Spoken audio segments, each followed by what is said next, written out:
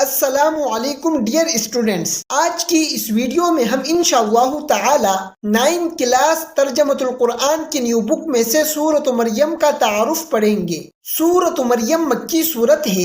یہ سورت 98 آیات اور 6 رکوع پر مشتمل ہے۔ سورۃ مریم کا خلاصہ توحید، رسالت اور آخرت ہے۔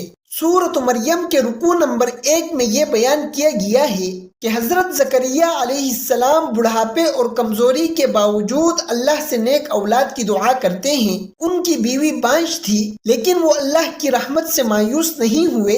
اللہ تعالیٰ نے ان کی اخلاص بری دعا قبول فرمائی اور انہیں حضرت یحییٰ علیہ السلام جیسا پاکیزہ، فرما بردار اور نیک بیٹا عطا کرنے کی خوشخبری سنائی۔ اسی رکوع نمبر 1 میں حضرت یحییٰ علیہ السلام کی صفات بھی بیان کی گئی ہیں کہ وہ نرم دل، سچے، والدین کے فرما بردار اور گناہوں سے بچنے والے تھے۔ اس واقعے سے سکھایا جاتا ہے کہ اللہ ہر چیز پر قدرت رکھتا ہے، چاہے حالات کتنے ہی ناممکن کیوں نہ ہوں۔ سورۃ مریم کے رکوع نمبر 2 میں یہ بیان کیا گیا ہے کہ حضرت مریم علیہ السلام کو اللہ تعالیٰ نے پاکیزگی اور عزت کے لیے چن لیا تھا۔ ایک دن وہ تنہائی میں تھی کہ اللہ کی طرف سے ایک فرشتہ ان کے پاس آیا اور انہیں ایک بیٹے کی خوشخبری دی، حالانکہ نہ ان کا نکاح ہوا تھا اور نہ ہی کوئی ظاہری سبب موجود تھا۔ یہ اللہ کی قدرت سے ہونے والی معجزانہ پیدائش تھی۔ جب حضرت عیسیٰ علیہ السلام پیدا ہوئے اور مریم علیہ السلام اپنے بچے کو لے کر قوم کے سامنے آئی تو لوگوں نے اعتراض اور الزام لگایا،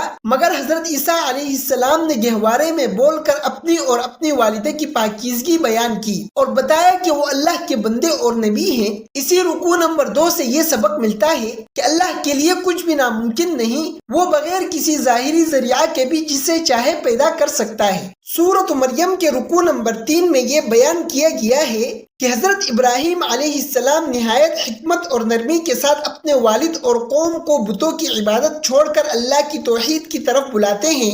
وہ دلیل اور سمجھانے کے انداز سے یہ بتاتے ہیں بے جان بت کسی فائدے یا نقصان کے مالک نہیں ہو سکتے، اس لیے ان کی عبادت کرنا غلط ہے۔ باوجود اس کے کہ ان کے والد نے سختی سے انکار کیا اور ناراضگی ظاہر کی، مگر حضرت ابراہیم علیہ السلام نے بدلہ میں سخت کلامی نہیں کی، بلکہ ادب اور نرمی کے ساتھ اپنی بات مکمل کی۔ اس واقعے سے ہمیں یہ سبق ملتا ہے کہ دعوت ہمیشہ حکمت، اخلاق اور صبر کے ساتھ دی جاتی ہے اور اختلاف کے باوجود عزت و احترام کا دامن ہاتھ سے نہیں چھوڑنا چاہیے۔ سورۃ مریم کے رکوع نمبر 4 میں یہ بیان کیا گیا ہے کہ اللہ تعالیٰ نے اپنے کئی برگزیدہ انبیاء یعنی حضرت موسیٰ، ہارون، اسماعیل اور ادریس علیہ السلام کو خاص فضیلت اور بلند مراتب عطا کیے۔ حضرت موسیٰ علیہ السلام کو اللہ تعالیٰ نے ہم کلامی اور نبوت کا شرف بخشا اور حضرت ہارون علیہ السلام کو ان کا مضبوط مددگار بنایا۔ حضرت اسماعیل علیہ السلام کو وعدے کا سچا قرار دینے کے ساتھ نماز اور زکوٰۃ کی پابندی کرنے والا بتایا گیا،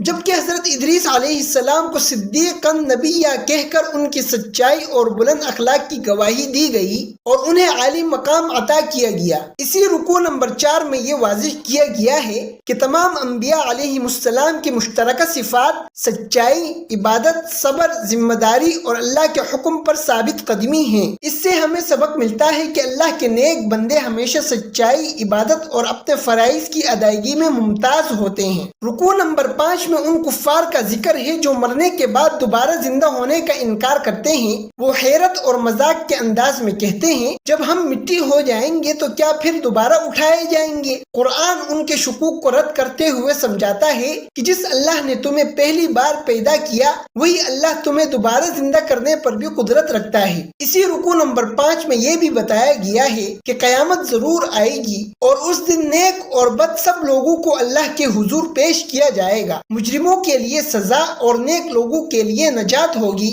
ہر شخص کو اس کے اعمال کے مطابق فیصلہ ملے گا، کوئی ظلم نہیں ہوگا اور نہ اس دن انسان کا مال اس کے کام آئے گا۔ رکوع نمبر 6 میں یہ بیان کیا گیا ہے کہ اللہ نے کافروں پر شیطانوں کو چھوڑ رکھا ہے جو انہیں برائی کی طرف اکساتے رہتے ہیں، اس لیے نبی کریم صلی اللہ علیہ وسلم کو حکم ہے کہ ان کے انجام کے بارے میں جلد بازی نہ کریں، کیونکہ اللہ ان کا حساب پوری گنتی کے ساتھ لے رہا ہے۔ قیامت کے دن نیک لوگوں کو عزت کے ساتھ اللہ کی بارگاہ میں لایا جائے گا، جبکہ مجرموں کو جانوروں کی طرح جہنم کی طرف ہانکا جائے گا۔ شفاعت صرف اسی کو نصیب ہوگی جس نے اللہ سے کیے گئے وعدے کو پورا کیا ہوگا۔